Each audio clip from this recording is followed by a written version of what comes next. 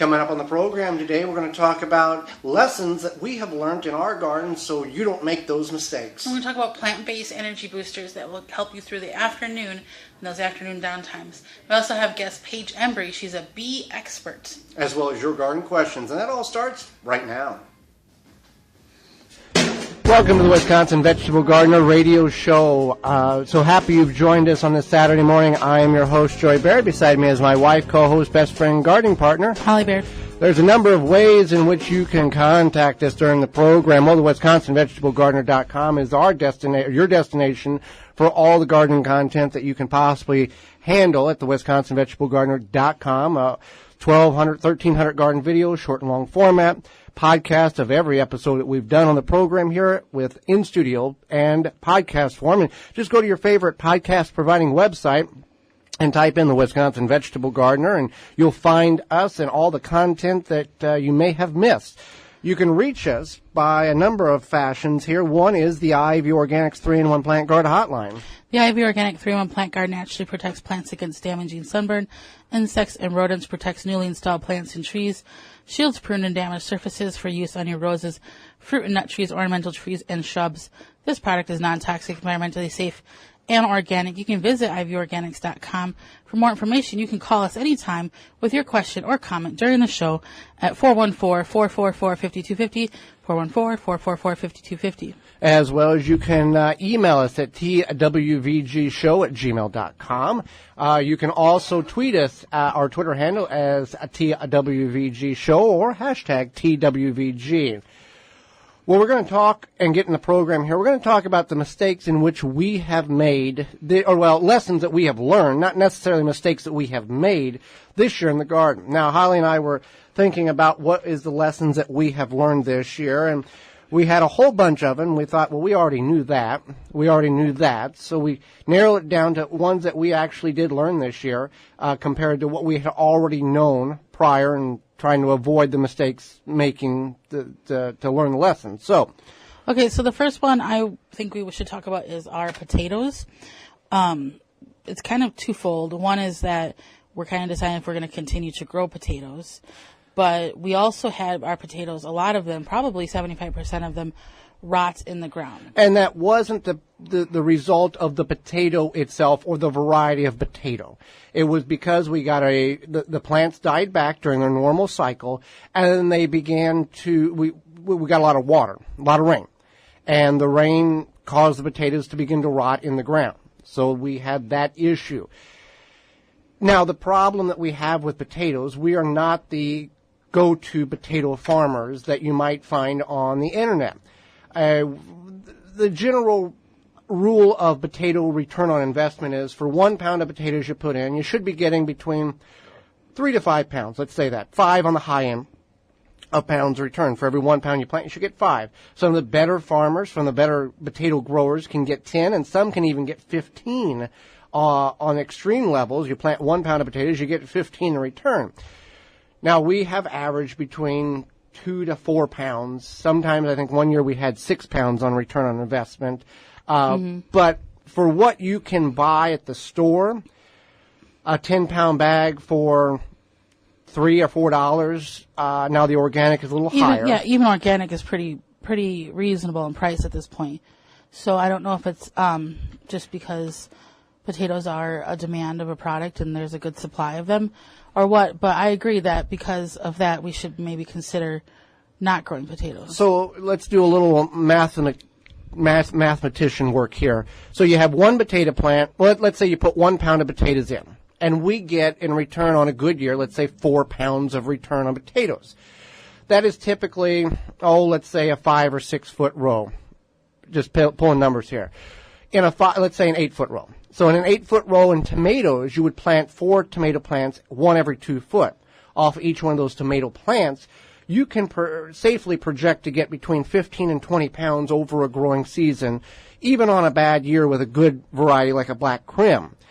It's a tremendous difference in return there. 4 plants at, say, 10 pounds, that's 40 pounds versus 1 pound of potatoes at 4 pounds returns or 5 pounds returns. So, and the value, we've got to look at if we lived in the country and we were 30 minutes from the local grocery store and we had 5 acres that we could plant on, we would plant potatoes again next year because we could make it work. We could physically, we could go, okay, it's financially viable for us to plant potatoes rather than driving 30 minutes to buy potatoes. So if you're just growing a few potatoes, I mean, we will probably get a few potatoes in the ground, but we're not. But it is fun to grow them, though. I know that might not make sense, but it's fun to harvest them because it's like a potato treasure hunt. You don't know what is there. It's fun to harvest when they're not rotten. Yeah, that's right. Yeah. That was disappointing. But when they're not rotten, it's kind of fun. So it's worth growing, I think, just a few because of that harvesting aspect. So we learned that. Second thing we learned was if you don't have good plant starts in the spring, don't try to put poor or small, undersized plant starts in the ground.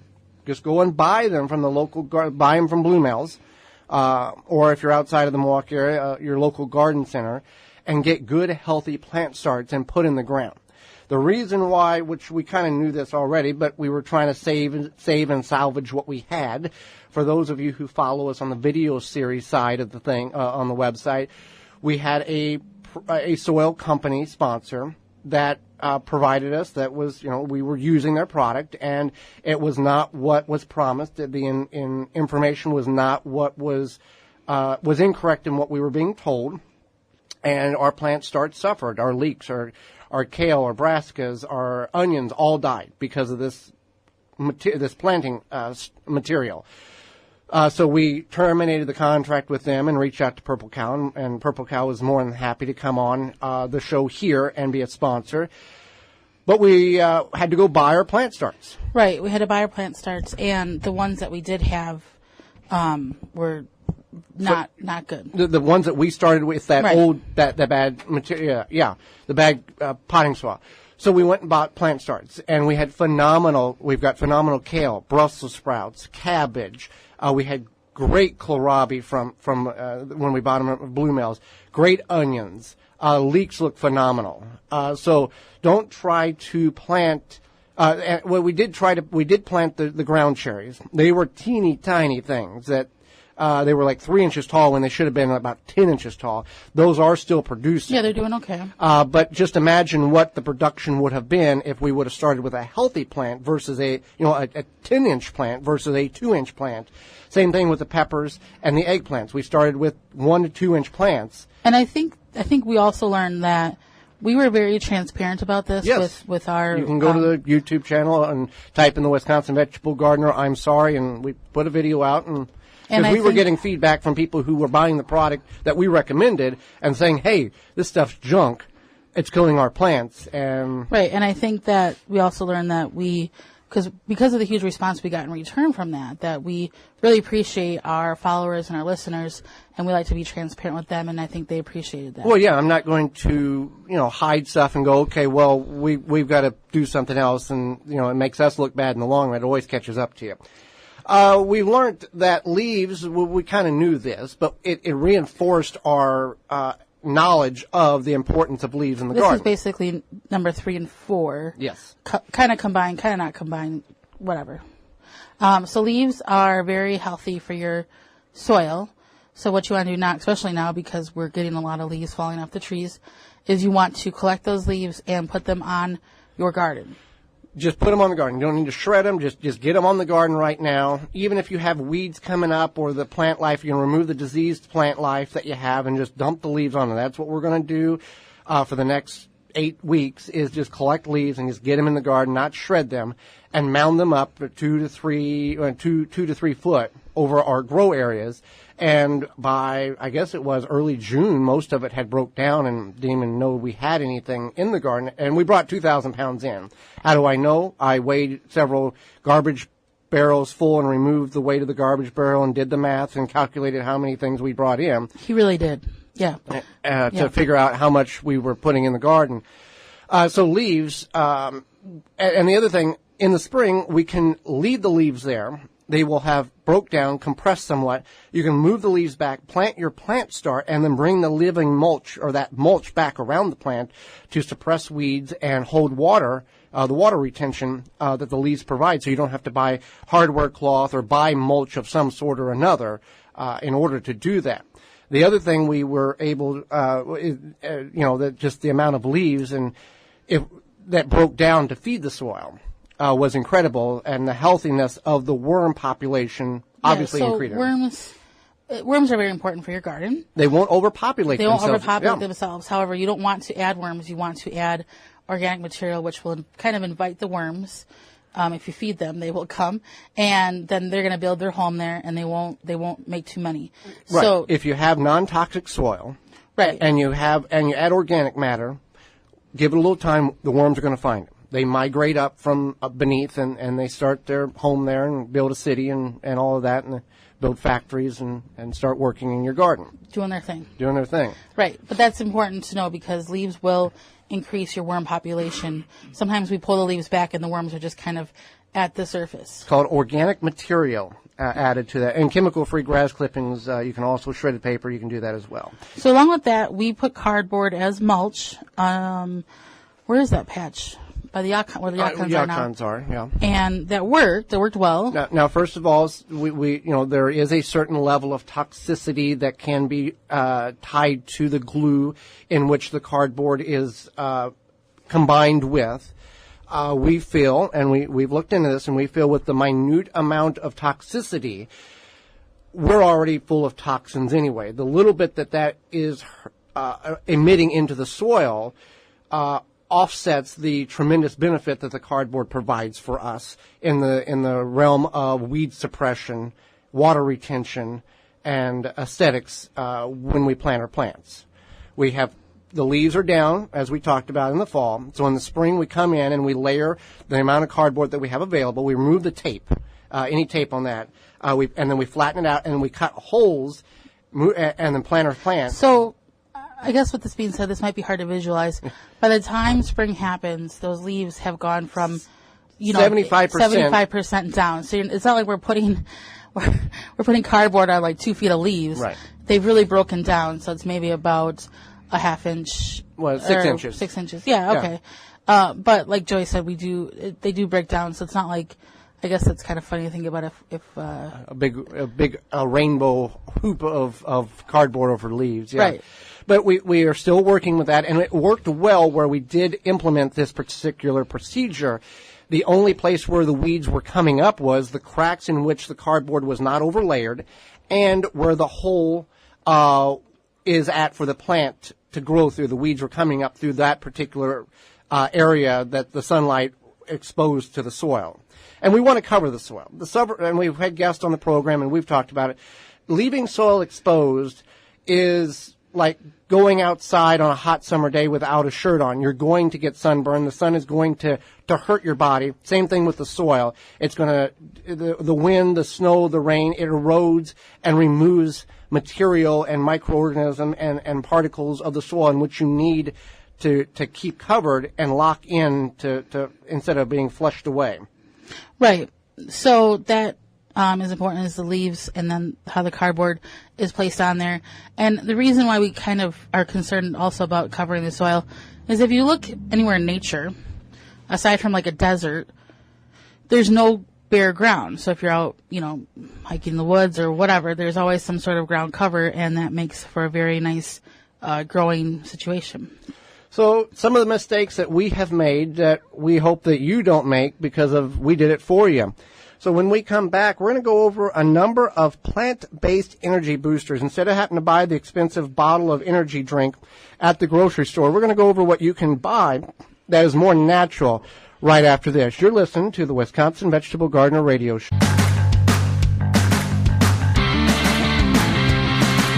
24/7, 365. The WisconsinVegetableGardener.com has all the gardening information you need. Videos, digital magazines, replays of shows, and more. An Oya is an unglazed porous clay pot with a short neck and a wider belly. Bury your Oya neck deep in your raised bed, container, or ground garden and let the Oya do your watering by releasing water as needed. How? By soil moisture retention for all you techies out there. This is an eco-friendly, efficient, ancient way to water your plants using up to 70% less water than other irrigation methods. It saves you time and is easy to install. Find a retailer through DrippingSpringsoyas.com. Smart watering, easy gardening. Beans and Barley Market and Cafe, a neighborhood specialty grocery store for the East Side and greater Milwaukee area, where you can find all you need, from fresh produce to bakery to organic frozen dinners, from wine to fresh squeezed carrot juice, a health food store with hundreds of products, vitamins, supplements, bath and body items, magazines, cards, books, and a knowledgeable staff. Catering available, open daily at 8 a.m. The restaurant serves breakfast, lunch, and dinner 7 days a week with a menu of good, healthy, homemade food, including vegetarian and non-vegetarian specialties. 1901 East North Avenue, Milwaukee, 414-278-7878, and online at beansandbarley.com. Mycorrhizae is a beneficial fungus from Plant Success Organics.com that will greatly increase your plant's germination ability and healthier root structure. You can increase seed sprouting, root growth, and general plant germination. Mycorrhizae can be used with hydroponic root cutting, seed sprouting, cocoa coir, and soil. Plant Success Organics.com carries powder, granule, and tablet form of mycorrhizae. Increase the level of mycorrhizae in your soil to give your plant the optimal opportunity to produce incredible harvests. For more information and to purchase, visit PlantSuccessOrganics.com. The Gardener's Hollow Leg, the debris and harvesting bag you wear, comes with its own belt attachment, perfect for doing light pruning, weeding, harvesting on the ground or on a ladder, and many other uses. Find out more at thegardenershollowleg.com. Save 10% by using the word veggies at checkout. Zaz Products, offering great quality supplements that can help personal health and increase longevity. Committed to bringing you the highest quality products at the lowest price. Find out more at zazproducts.com. Tall Earth Wood Treatment, all-in-one preservative and stain, offers lifetime protection and creates a unique silver-aged wood finish. All ingredients are non-toxic, eco-friendly, perfect for garden beds and veg trucks. Find out more at tallearth.com. Free shipping on all orders. Use coupon code WISCONVEG to save 15% off orders placed at tallearth.com. Apple cider, apple juice. Apple cider is made from apples that have been pressed from raw juice, and it is not shelf stable. It will ferment over time and become alcoholic. Apple juice is always pasteurized, so fermentation is not a problem, and the juice is shelf stable and available year-round in your non-refrigerated grocery store aisle. Blue Mel's Garden and Landscape Center offers an awesome selection of high-quality garden and landscape products. We have just the plants you're looking for: annuals, perennials, veggies, herbs, and more. Plus, you can always count on us to answer all of your questions and offer expert advice. Blue Mel's also carries the largest selection of bulk landscape materials in the area. Enjoy a beverage from our coffee shop while your kids run around in our huge playground. Join our growing list of highly satisfied customers. Visit the garden center that offers everything you're looking for. Visit Blue Mel's today. Blue Mel's, 4930 West Loomis Road, 414-282-4220. The Wisconsin Vegetable Gardener Radio Show is brought to you by the following: Flame Engineering, Eco Garden Systems, Bobex, Plant Success, Beans and Barley, M.I. Gardener, Outpost Natural Food Co-op, Root Assassin, Manure Tea, The Gardener's Hollow Leg. Find all sponsors at the WisconsinVegetableGardener.com and thank them for their support.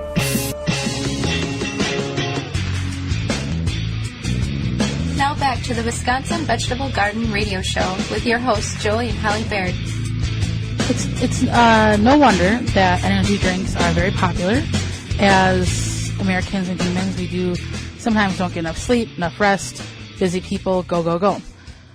There's a lot of things in energy drinks that are possibly good for you, and there's stuff that's possibly not so good for you. One is caffeine. I drink coffee every morning, so I'm not knocking caffeine. But then there's things like guarana, which is basically another form of caffeine. It does the same thing to your body that caffeine does. There's a lot of sugar in energy drinks, typically. And then taurine, basically, it does support brain development, and it does regulate your body's mineral and water levels. So there's some positive things there. And then there's obviously caffeine in energy drinks, ginseng. Which ginseng is a natural, it's a plant that grows, and Wisconsin's one of the... but that's a cold ginseng. Right. Well, I'm explaining, ginseng is, Wisconsin is one of the main producers of ginsengs in the world. It's a root crop that there's there's a hot ginseng and there's a cold ginseng. And the Asian community actually understands the premise of how all of that works in with the body, and energy drink companies have figured out that they can include that, and actually it's a benefit to the overall structure of that energy drink.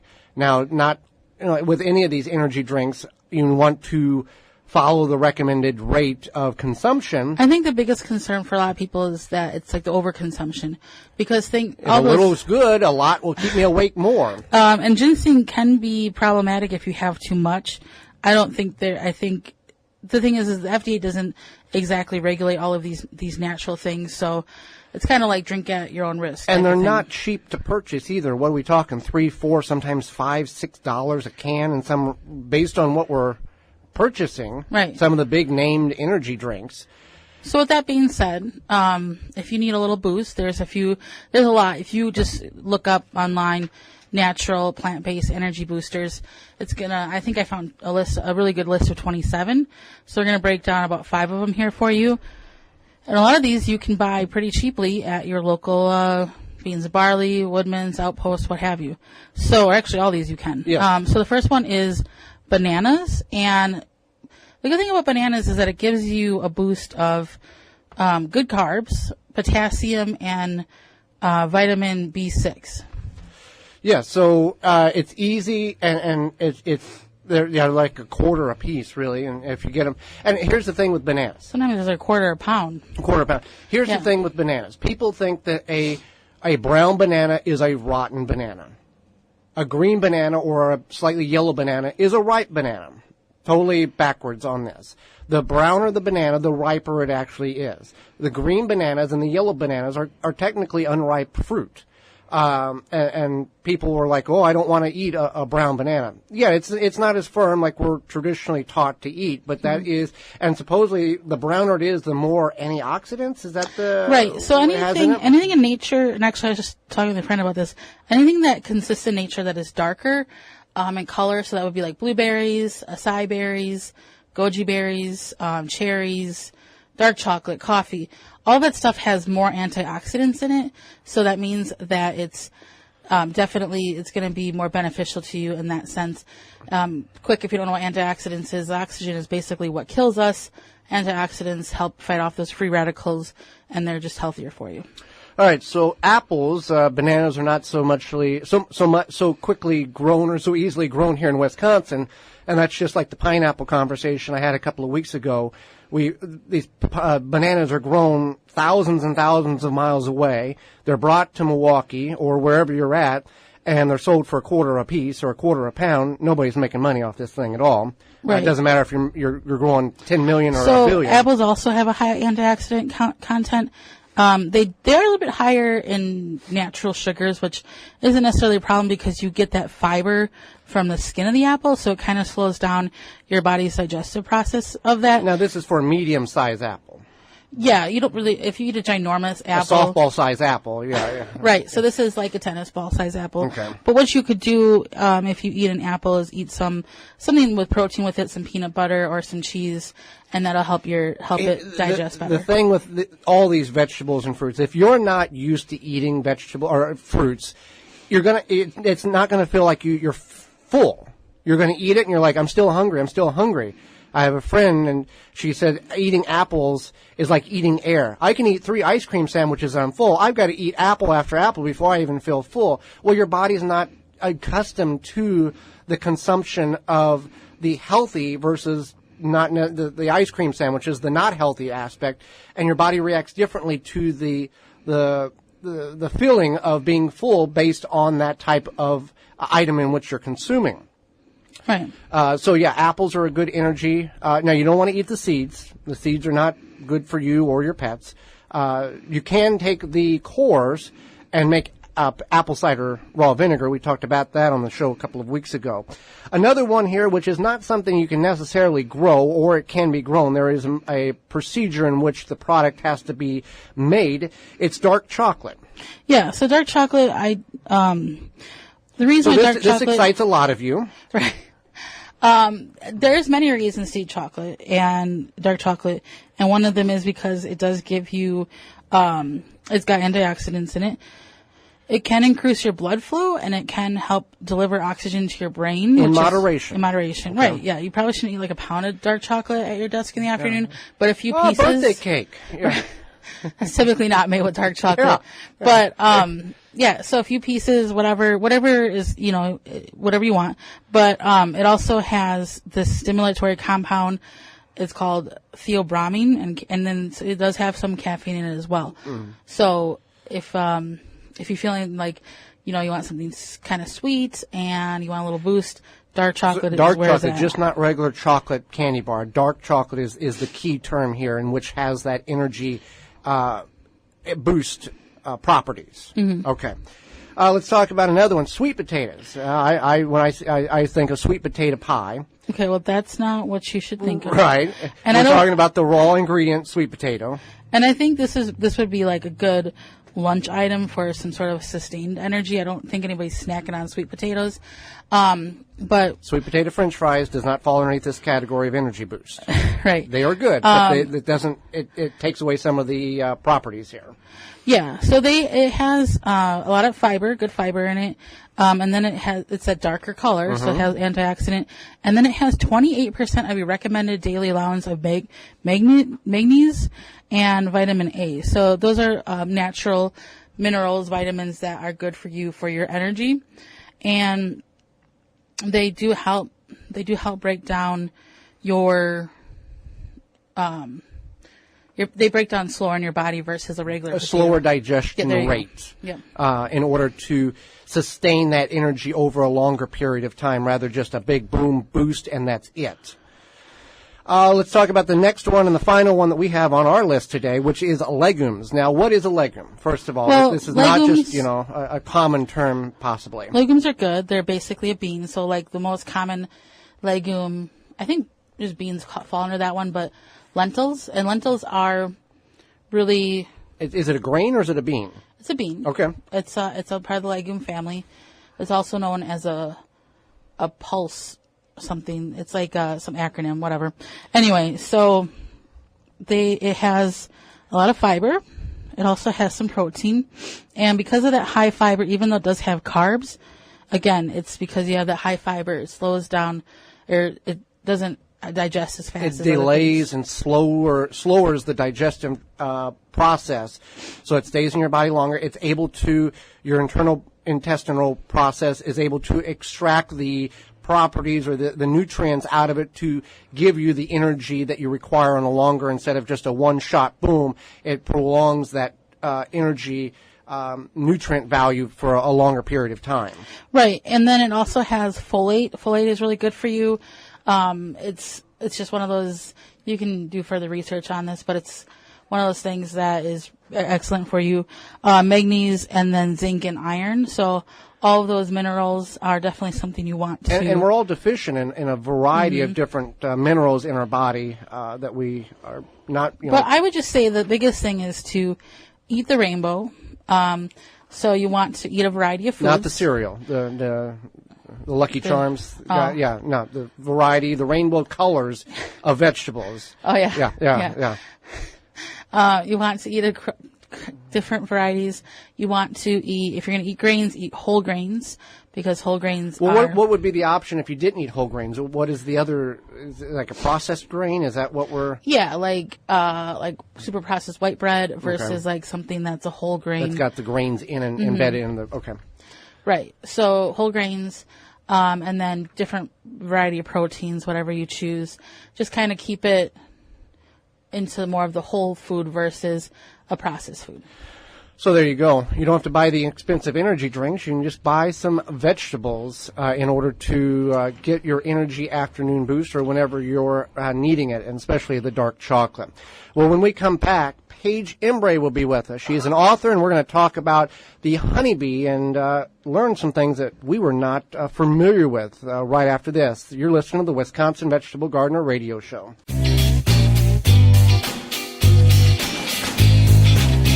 Got a question? Email the show at twvgshow@gmail.com.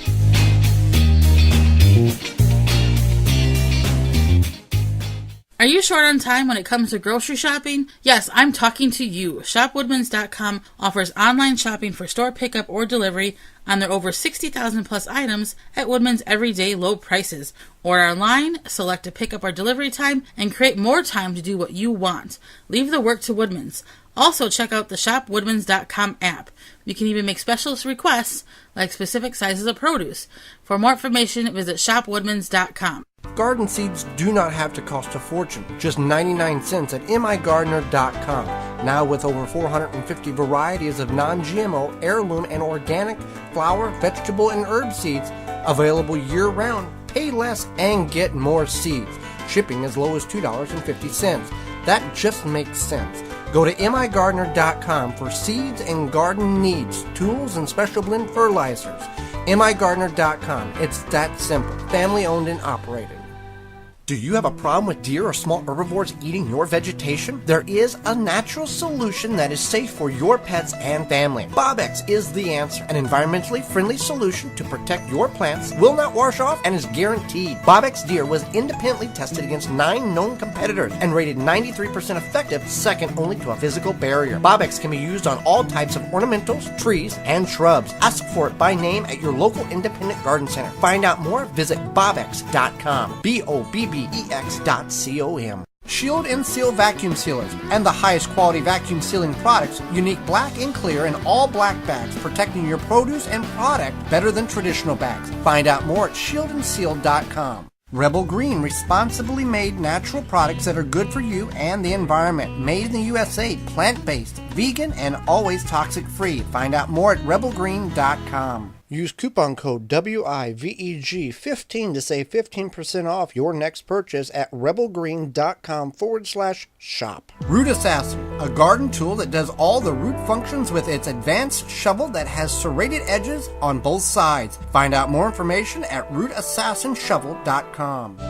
The Wisconsin Vegetable Gardener is brought to you by the following: Handy Safety Knife, BioSafe, Tall Earth, Chapin International, The Plant Booster, Ivy Organics, Woodman's Market, Blue Mel's Landscape and Garden Center.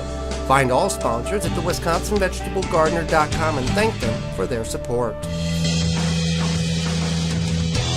Now back to the Wisconsin Vegetable Garden Radio Show with your hosts, Joey and Holly Baird. Well, Holly, the fall is here. It was a hard frost on the pumpkin this morning here in the Milwaukee area. I don't know if it was at the other garden, but the house garden, things don't look too good. But Blue Mel's Landscape and Garden Center, I was over there this past week, talked to several of the staff members and John. They're going to be open until the snow flies with their bulk material. Now, they do have some fall mums. They have some fall Swiss chard and a few pumpkins, but the majority of it is their bulk material. They're going to keep the doors open. The coffee shop's open the year round. They got 40 varieties of bulk material, so now's the time to start looking at, what can be done here. Mulch, rock, gravel, compost, Purple Cow variety of formulas. Give them a call. What number can we call to talk to Blue Mel's, first of all, and where are they located? They are at 4930 West Loomis Road in Greenfield, just south of Layton. You can call 414-282-4220 or go to bluemels.com. But yeah, definitely, they'll, like you said, they'll be up right until the snow starts to fall. Yeah, and possibly a little later, based on what they have left. So they also do free landscape consultation. So if you're looking at doing something possibly in the spring, get them out now, and they can see what you want to do. They're going to listen to you and kind of give you an estimate, and you can see if they need to come out in the spring. Well, Holly, let's go to the Ivy Organics 3-in-1 Plant Guard hotline and bring in our next guest. Paige Embry is an author with a passion for gardening, living in Seattle, Washington. She's taught classes on geology, soils, gardening, and pruning. She's very knowledgeable on bees and bee science. Welcome to the program, Paige. Hey, thanks so much for having me. Well, thank you so much for taking time out of your day to join Holly and myself and not only educate us, but educate our listeners as well. Oh, you're welcome. So let's start with a simple question here, and it may be elementary level for Holly and me, but there are people that are out there that are listening that may not understand why bees are so important to us humans. Can you kind of go over this short answer on why are bees so important and why should we be concerned with when we hear about hive die-off and loss of bee population? Well, the main thing that they do for us is that they pollinate plants. And there are, probably around 200,000 different kinds of animals that pollinate plants, but the queens are the bees of pollination because most female bees actually go to a plant to collect pollen. So they're going to always come into contact with it, whereas a lot of other animals and insects just go to get the nectar, and they may or may not come into contact with it. So they are primo pollinators. And I don't have the statistics in front of me, but like one bee has to travel hundreds of thousands of miles or something in order to create 1 pound of honey, or some astronomical number in the number of flowers they have to be in contact with? I don't know the number for how far they have to travel. Honeybees can travel more than a mile if they need to go to flowers, but of course they like it better when there's flowers close to home. But honeybees are only one kind of bee, and there's 20,000 different species in the world. And so some of them are really small, and they don't travel very far, and they don't make honey. So it's going to vary from bee to bee. You're right. And are all bees pollinators? You said not all of them make honey, but do all of them pollinate, or are there different categories in which bees fall under, some pollinators, some not? No, all bees are pollinators. Some are going to be better pollinators than others are. The male bees don't actually collect pollen. It's only the female bees that collect pollen because they use it to feed their babies. And so female bees tend to be better than other bees. And in that group, there's going to be some that are more efficient than others. So some bees are better pollinators, but all bees are going to flowers to collect nectar, and so just to eat themselves. And so that makes them pollinators. What is the general life cycle of a bee? How many years or months does a typical bee live? So most bees are not like honeybees. They don't live in hives. They don't have a bunch that are living and working together. Most are solitary bees. So for most bees, what happens is the mother lays an egg in a hole somewhere, either below ground or above ground, and the egg goes through it turns into a larva, so it looks like a little grub, and then it pupates, and then it becomes an adult. So it goes through complete metamorphosis, sort of like what you think of for a butterfly. But most of their life is lived in that little hole somewhere, and then they come out usually about a year after they're laid. This isn't for honeybees, it's for most of the other bees. About a year after they're laid, and then they live for about a month or so, most of them, as adults out flying around and pollinating. So their time pollinating is actually a short period of time. Now, you say not all bees live in hives, so what other homes do bees find in order to carry on their lives? Well, most bees live in the ground. About 70% of the bee species live in the ground. And a lot of them will dig their own little holes. So they have, a lot of times you'll see just like a flat hole in the ground, or it might look like a little ant hole. Some bees also live in pre-made holes above ground, so like old beetle burrows and deadwood and things like that. So that will account for a lot of the bees. And then there are some other social bees like bumblebees, where you've got a bunch of bees living together, so they need a bigger hole. So like bumblebees often find pre-existing holes in the ground, like old rodent holes, and make their nests there. Okay.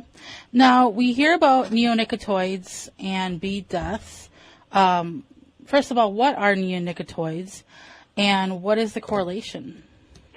So neonicotinoids is a kind of insecticide. And so the purpose of insecticides is to kill insects.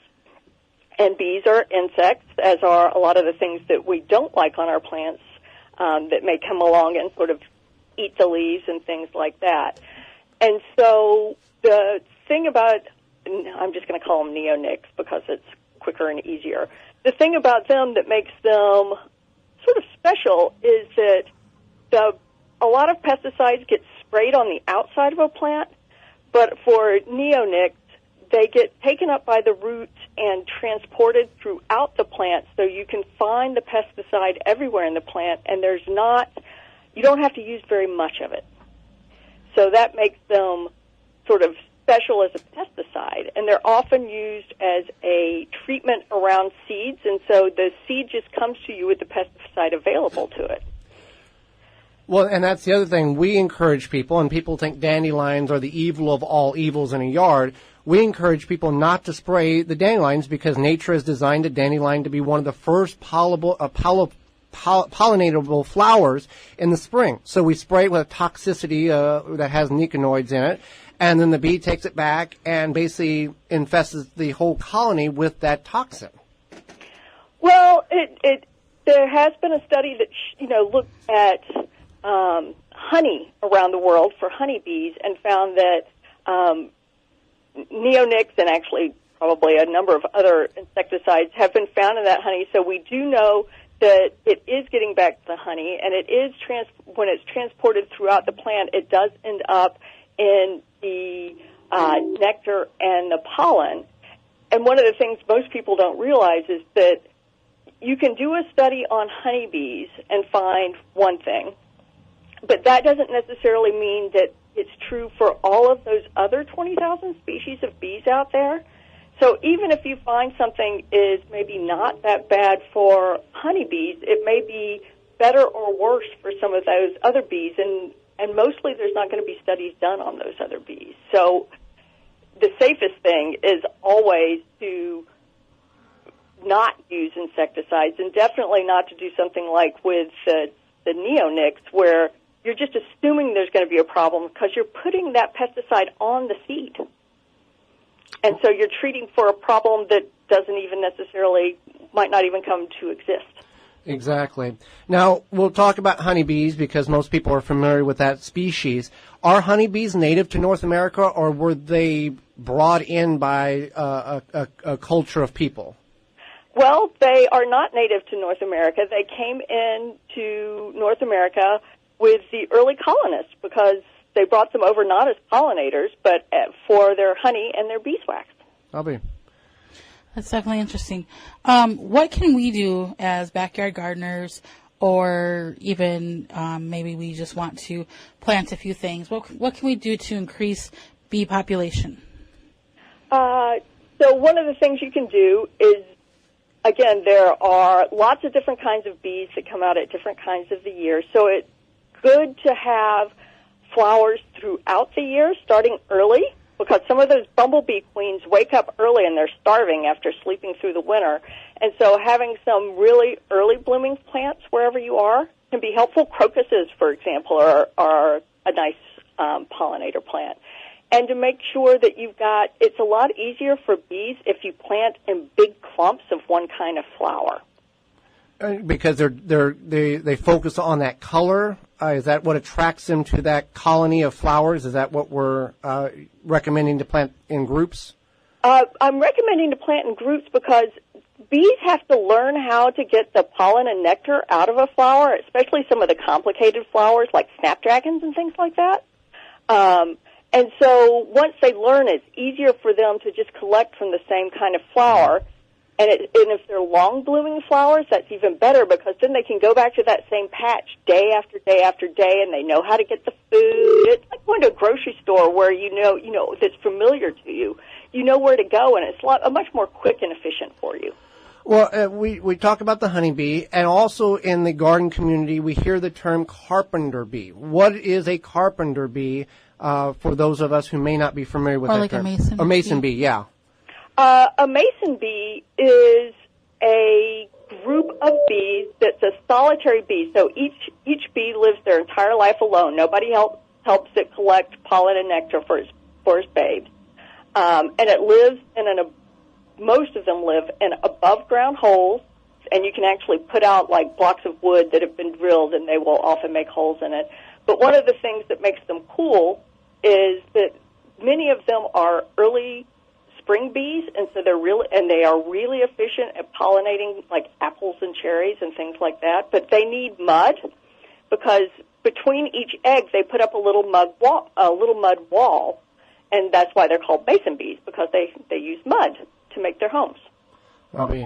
Now you've got a new book out all about bees. Tell us a little bit about the book and where can we get it?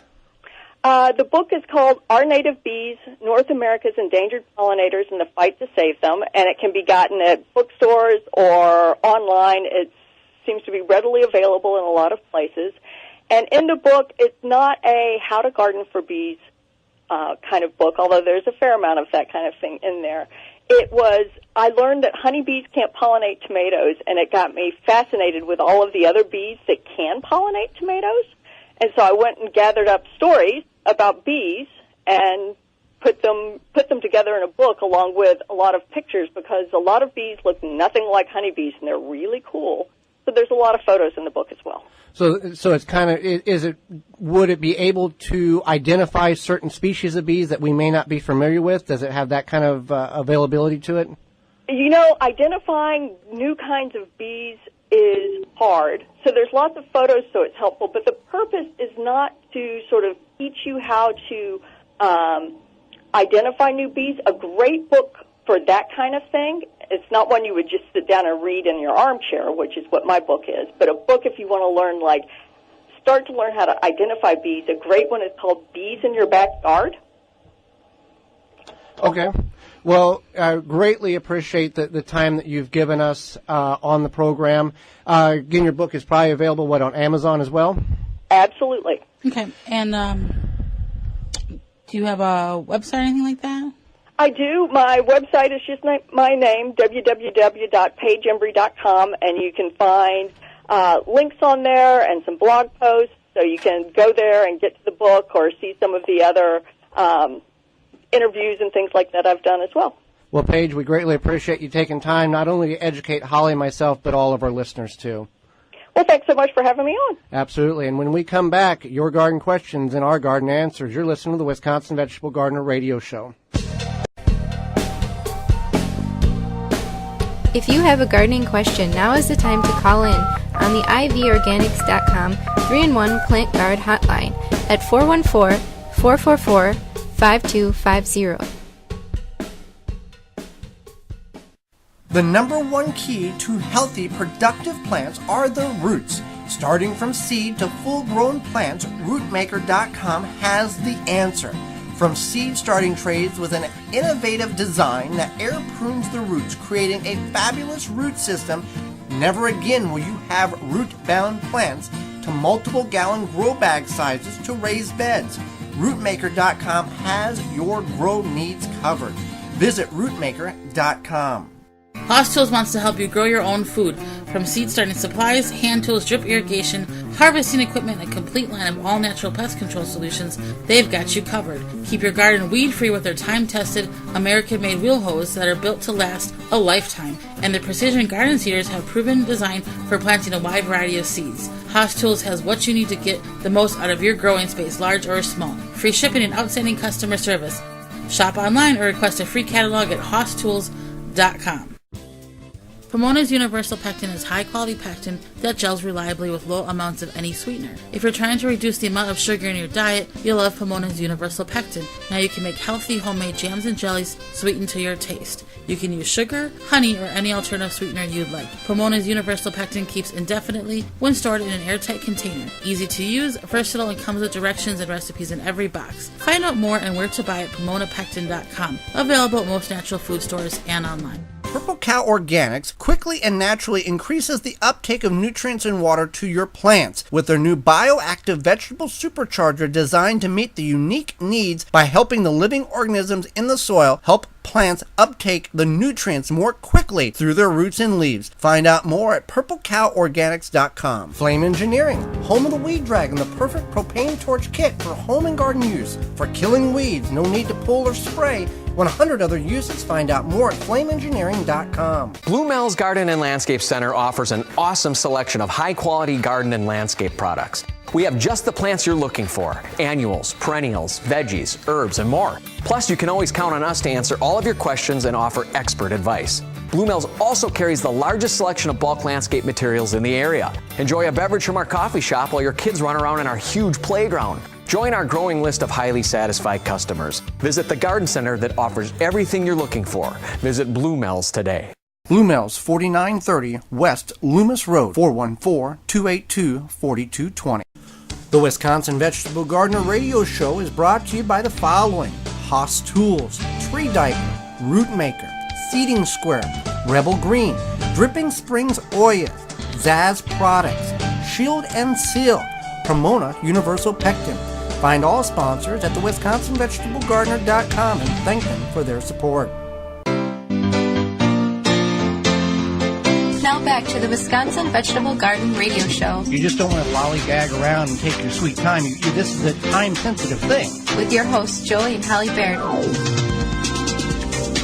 Ivy Organic 3-in-1 Plant Guard naturally protects plants against damaging sunburn, insects, and rodents, protects newly installed plants and trees, shields prune and damaged surfaces for use on your roses, fruit and nut trees, ornamental trees, and shrubs. This product is non-toxic, environmentally safe, and organic. You can find more information at ivorganics.com. You can call on any time with your question at 414-444-5250. We had a couple questions come in over social media, like always, and email address twvgshow@gmail.com, Twitter handle @twvgshow, and hashtag twvgshow on Twitter. And you can always find us on all of our social media platforms by just searching The Wisconsin Vegetable Gardener and our website, thewisconsinvegetablegardener.com. I want to plant a pear tree in our new front yard, but I want to plant a pear tree successfully. What is a good variety or varieties in which I can grow in Zone 5, and when should I plant the trees?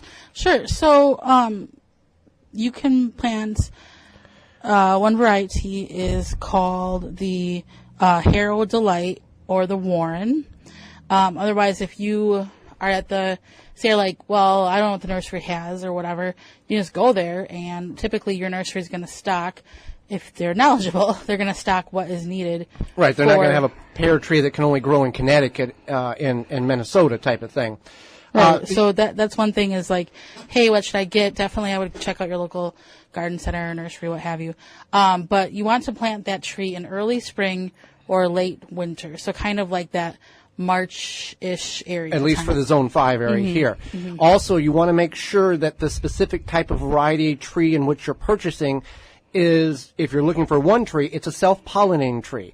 Otherwise, you would have to get two trees to pollinate pollinate the two. Some species and varieties are self-pollinating. Others need a partner in which to pollinate the fruit that they're growing. Next question comes in. My carrots, beets, turnips are really late. I really got a late start on them. 2 weeks ago, I looked at them, and the carrots were about 2 inches in length, and the beets are about 1 inch across. My question is, should I pull them out, or can I leave them in and let them grow longer with the potential frost and possible freeze here in the next days and weeks? I live about 30 minutes south of Green Bay, Wisconsin, Zone 5A. Thank you. Well, fortunately, those are all cooler weather crops. And if you're just going to have a frost like we had in the Milwaukee area last night, you're okay. It's not going to hurt them. It may slow their growth down a little bit, and then during the warmth of the day, it'll pick back up, but it's not going to kill them like it would a tomato, a pepper, eggplant, that type of thing. The other thing in which you can do is if it's they can withstand a freeze up to about 27 degrees. So beyond that, what you can do is take your leaves and mound over that area, and basically create a blanket of insulation over top of your plants. If you're going to get like for example, if tomorrow night's going to be 21 degrees, you can cover those with leaves, 2-3 foot of leaves, and then if the next week is going to be, warmer temperatures and mild nights, you can remove the leaves. You're basically creating a little refrigerator to keeping the soil from freezing and keeping the plant from freezing. Now, you can also do this over winter. You can overwinter them too. Amish has been known to do this with their carrots, especially. They just create this humongous mountain of leaves over top of the bed in which they're preserving, and then they just go out, harvest what they want, cover it back up, so it's a living refrigerator outside. Right, definitely. And you can do this with it's a little bit more difficult with your Brussels sprouts and kale because of the size of the plant, but with beets, turnips, and carrots, for example, those are easy to go about doing it. I also had a coworker ask me when to plant garlic, and I told her that we're planting garlic this weekend. You basically have this week, next week, maybe the week after. Well, you can go until you can't chisel it in the ground. Right. Yeah. And I kind of explained that to her as well. So that was another question. She came to our garlic talk at the Germantown Library, and she said we were informative and knowledgeable, and she really enjoyed it. Right. Well, that's good. Another back to the question about the carrots, beets, and turnips. Oh, yeah. When would you recommend harvesting them? If you're not going to cover them, harvest them before the ground freezes, And then that way, if it freezes, the plant's pretty much not going to be edible at that point. You want to harvest it prior to that. Leeks are one, Brussels sprouts are another, kale is another that can handle a lot hardier temperatures as the temperatures get colder. Whenever we get down to, 23, 18, 15, a lot of these plants are not they're going to go into dormancy. They're not going to be edible. Some of them will come back the following year. But we want to keep that in mind that not all of these we want to, cover or can cover. What do we do? We've got an abundance of kale this year, Holly. What is the recommendation real quickly? What can you do with the kale to preserve it? You can blanch it and freeze it. That's one way. So you just take it off the stems, you blanch it, which means you put it in boiling water for like a few seconds and then put it into ice bath and then you freeze it in portions. All right. Now, you don't always have to have a question. You can also respond to comments of questions in which we've asked our guest. Deb did this under the in-studio video of the interview with our guest a couple of weeks ago, Melissa Larkus, who is a sustainable agricultural specialist in the Austin, Texas area, when we asked her, can you visually see if soil is healthy? She gave her answer, and Deb voiced in with her comment, which is accurate and correct. Deb says, one indicator I used for good soil is having lots of worms. I had a load of dirt brought in. I thought it was cheaper than buying in sacks. I did not find a single worm. Slowly I am modifying it for container uses, but what a disappointment. Weeds love it, grow in it too. Glad to see more people using less chemicals. Well, thank you, Deb, for your comment, and she's exactly right. You can tell if soil is healthy by the number of worms in which you have in that soil. Now, it doesn't break down if you have lead in the soil or other chemicals or what levels of NPK in which you have, but worms typically do not go in toxic soil or dead soil in order, to live. They want to go in somewhere where it's fertile, it's got a lot of organic material in which they can feed off of, and that is a great indicator of that. Now, we have a tremendous amount of worms in our garden. We don't till. We do soil disturbance when necessary for weed removal, root removal, and harvesting. We have the University of Wisconsin, I believe, in Madison says you need to have somewhere in the range of 9 to 12 worms per cubic square foot of soil to can be considered healthy or good shape. A couple of years back, we have tested that theory in our garden, and we haven't done it recently. I know the increase in population has exploded, but we had 24 worms in 1 cubic square foot of soil. So that was twice as many as was recommended. Now, the nice thing about worms is they won't overpopulate themselves. Once they get to a population, it's very unique with worms and nature, with the worms in the garden or in a worm bin. Once they get to a populate for the instance of, killing themselves out by eating a very unique way in which the worms utilize a location in the soil or a worm bin. Now, you should never add worms to a container or your garden. Worms can migrate into containers, grow bags based on the compost or soil you're putting in it. Sometimes they do contain worm eggs, and they will germinate that way or develop that way. And if you add worms into your garden, you're bringing worms from an ecosystem that they're not used to, putting them in an ecosystem they're not used to, and you can possibly have a overpopulation of one worm versus what's native to your area, and you can cause problems or they will die off. So add organic material to your garden bed, and they will come. You don't have to worry about it. Weed, coffee grounds, shredded leaves, compost, whatever the case is, natural, they will come and populate your garden, and it will flourish. We are out of time, and we greatly appreciate your time joining us each Saturday morning on the program. If you want to revisit each of its in podcast on the highlight tab on the main page of the website. You can also go to your favorite search engine or podcast provider and search the Wisconsin Vegetable Gardener, and you'll find podcast segments and shows there. Join us next week when we're going to talk about how to overwinter plants, what plants you can overwinter and which ones you can't. Some of them may be surprising to you, as well as how organic is the food that we're really eating, even when it's labeled organic. Plus, author Tova Martin will be with us to talk about her new book, plus your garden questions. So until next week, for Holly Baird, I'm Joy Baird, and we will see you in the garden. You have been listening to the Wisconsin Vegetable Gardener Radio Show. Tell a friend and join Joey and Holly again next week so we can all grow together.